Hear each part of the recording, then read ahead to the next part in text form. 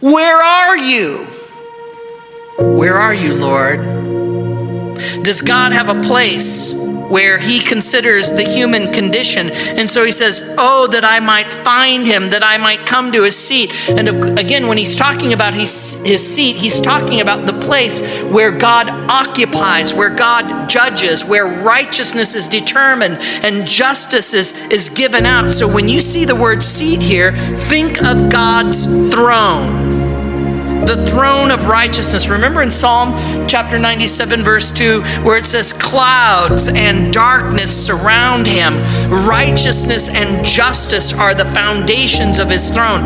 Job knows, Job intuitively understands God is righteous and God is just, and his righteousness is real and his justice is real.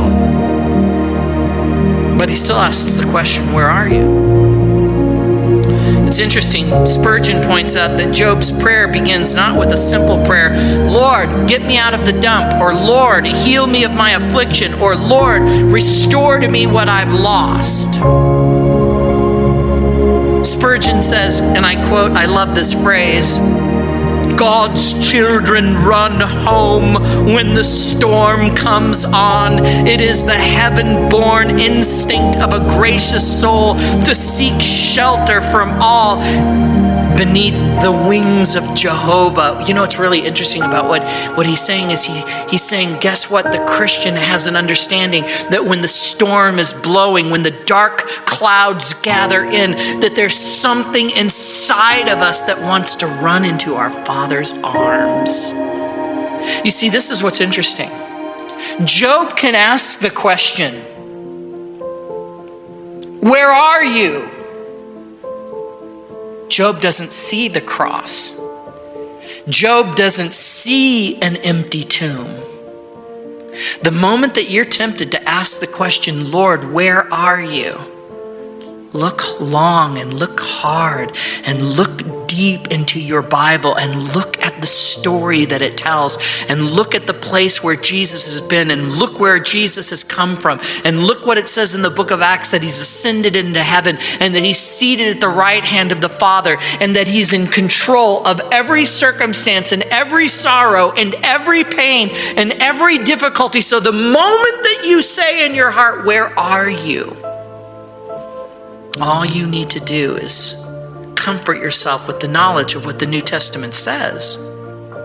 Philip Yancey wrote a book that I've mentioned often in our little study of Job. It's called Where is God When It Hurts? McKenna points out, and I quote, some of us have never felt the pain and emptiness behind that question. Sooner or later we will. It's the universal question of those who suffer, unquote.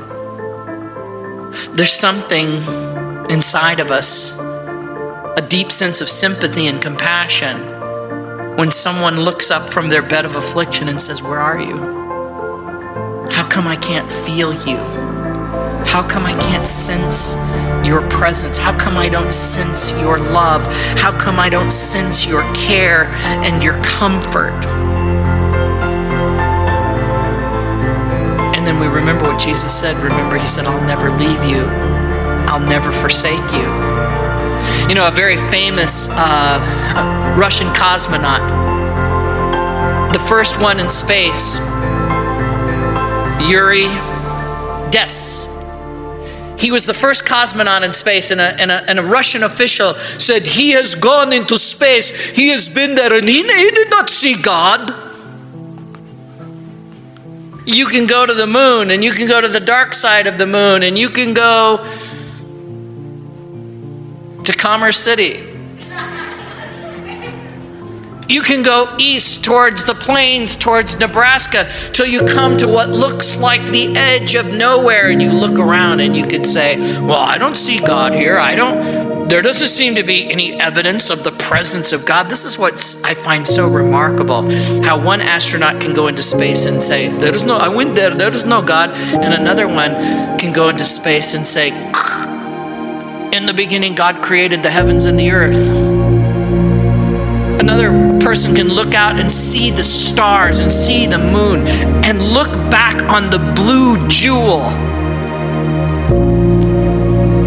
and their breath is literally taken away as you see the majesty of the creation of God. Remember we were singing?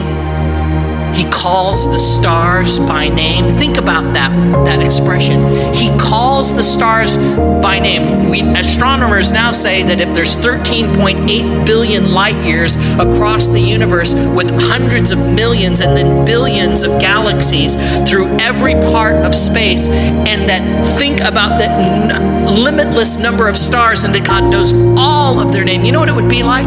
It would be like if you went to the beach in Southern California and you met a person, you said, see every grain of sand on the beach from here to San Diego, all the way north to San Francisco?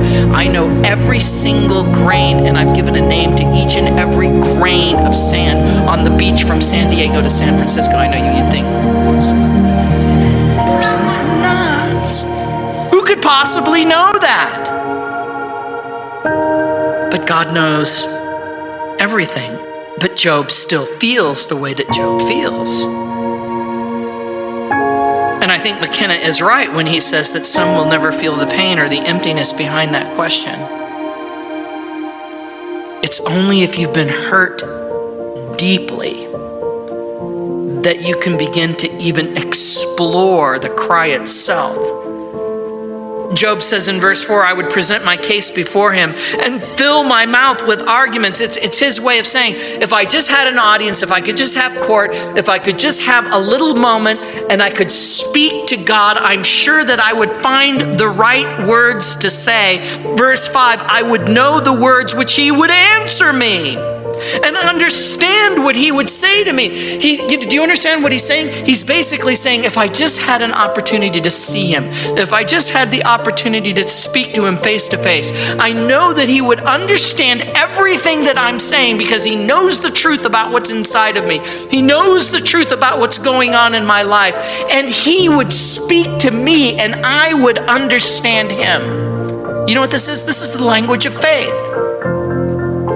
Haven't you ever had the conversation? Haven't you ever been alone at night in your bed or in the middle of the night, gotten up and you had a conversation with Jesus, and you speak to Jesus and you say, I know, Lord, I know that you're listening. I know that you understand everything that I'm saying. And when you open up your Bible and you read the words that Jesus speaks, you understand that he understands you.